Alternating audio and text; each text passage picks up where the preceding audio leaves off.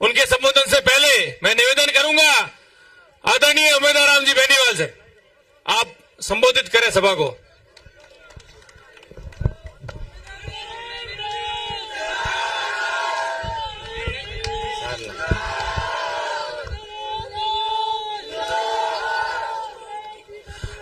आज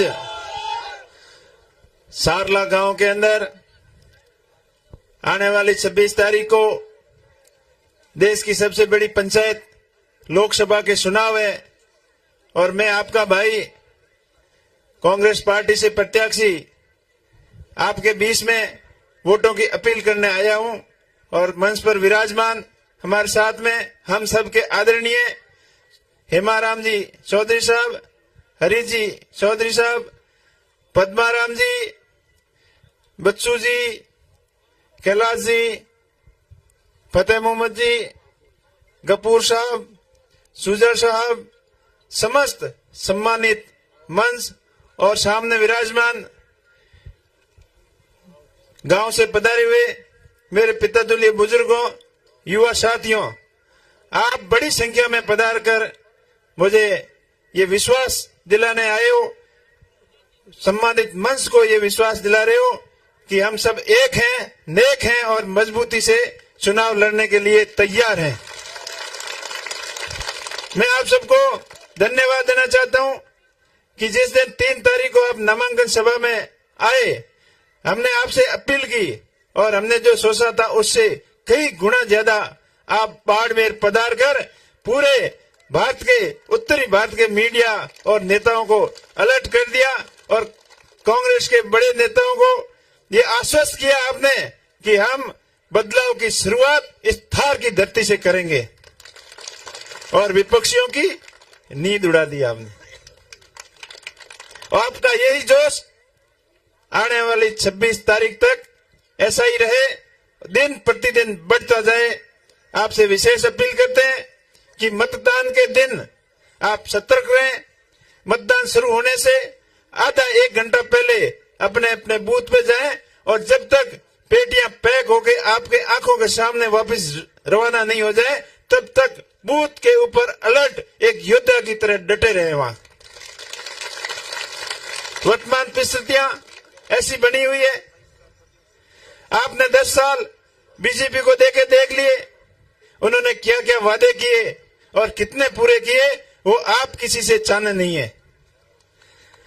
चाहे किसानों की बात करें, चाहे जवानों की बात करें, चाहे क्षेत्र के विकास की बात करें, चाहे पानी बिजली की बात करें, सभी मुद्दों के ऊपर केंद्र की सरकार विफल रही है।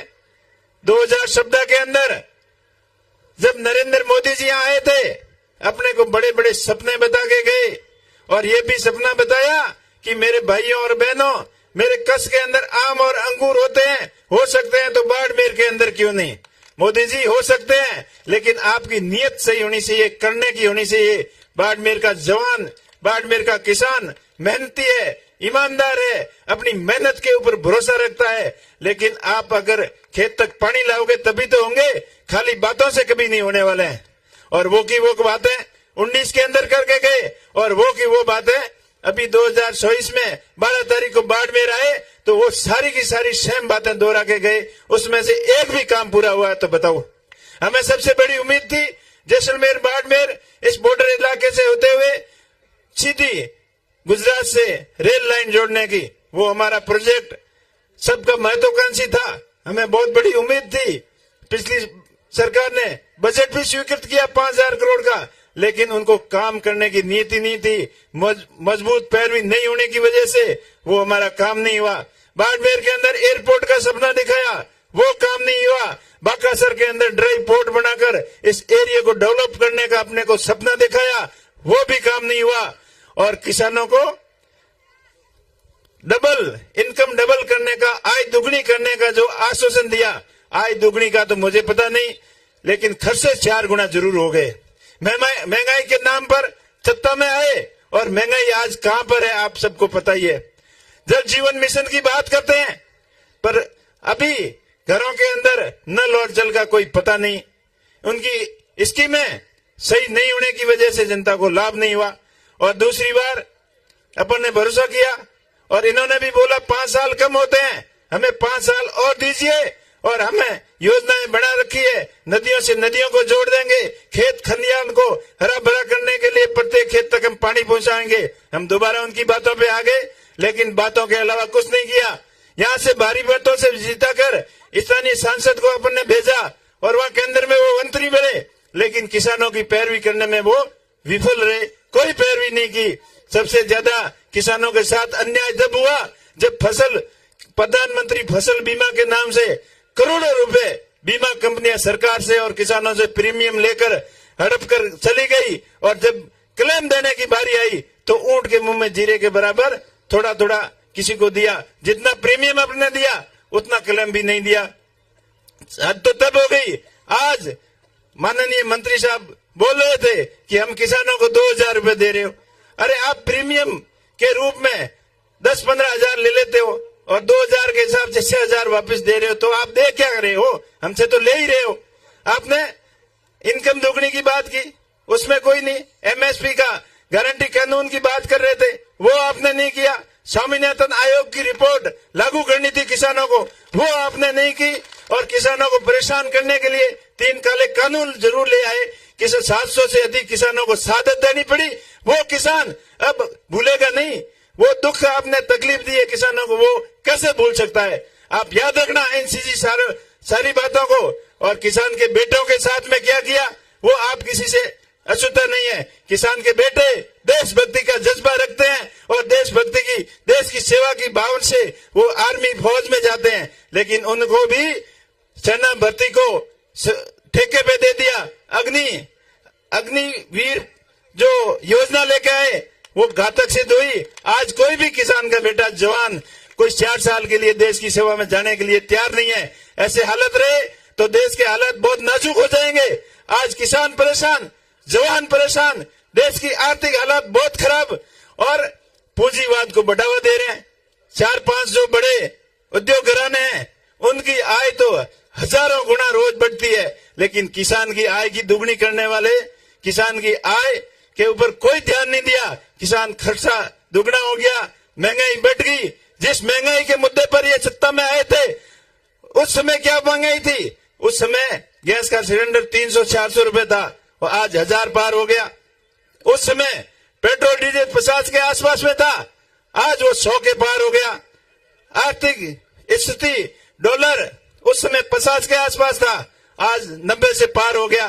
तो देखिए कब जब यूपीए सरकार थी तब देश की आर्थिक नीति सही थी, तभी आज दिन तक देश का मामला चला। अगर यही हालात रहे तो ये बीजेपी के नेताओं के आपने बयानबाजी सुनी होगी कि 400 सीटें दे दो, हम संविधान ही चेंज कर देंगे ताकि आपको वोट ही देना नहीं पड़े, और भी पता नहीं क्या क्या करेंगे। तो आप ध्यान रखना। और इन चीजों का स्पष्टीकरण मोदी जी को देना पड़ा बाड़मेर के अंदर कि बाबा साहब खुद भी आ जाएंगे तो हम सुविधा चेंज नहीं करेंगे। तो अगर ऐसा नहीं करना है तो आपके नेता ऐसे बयान क्यों दे रहे हैं? ये जनता को बरगलाने की कोशिश कर रहे हैं।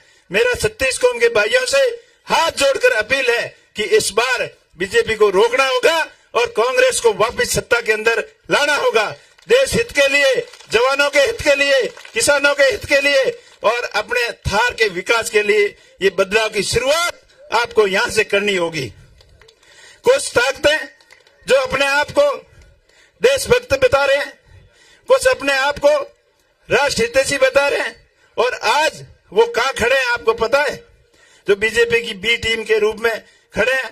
और जहां अभी मैं आ रहा था तब भी रास्ता रोकने की कोशिश की, लेकिन मैंने भी तय किया है कोई कितना मेरा रास्ता रोकने की कोशिश करे, लेकिन मैं जिस रास्ते पर निकल पड़ा हूं किसी से रुकने वाला नहीं हूं।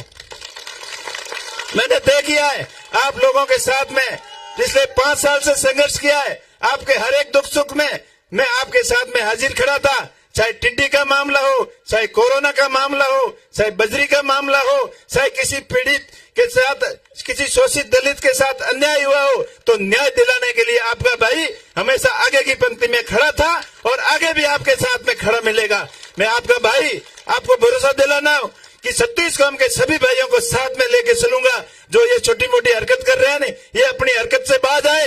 ऐसा 10-20 लड़कों को भेजकर ये ऐसे नाटक करने की जरूरत नहीं है। आरएलपी कांग्रेस के सभी कार्यकर्ता संयमित है, अनुशासित है। अगर वो छेड़ गए ना तो आपका पता ही नहीं लगेगा आप कहां जाओगे। फिर भी मैं सभी भाइयों से अपील करता हूं, उन छोटे भाइयों से भी अपील कर रहा हूं, आप किसी के बहकावे में आकर ऐसा माहौल खराब नहीं करें। मैं फिर आपसे अपील करता हूं, चाहे विपक्ष वाले कितनी कोई घिनौनी हरकत कर दे, चाहे कुछ भी कर दे, आपको कितना भी छेड़ दे, लेकिन आप उन सभी चीजों का जवाब 26 तारीख को 1 नंबर के खटके पर बटन दबा के देना है। जितने आप बटन दबाओगे उतने उसके पेट में उनके घोंके लगेंगे, ये आप ध्यान रखना। आप बड़ी संख्या में पधारे, टाइम भी बहुत हो गया। आप सबको विशेष दोबारा अपील करता हूं कि आने वाली 26 तारीख को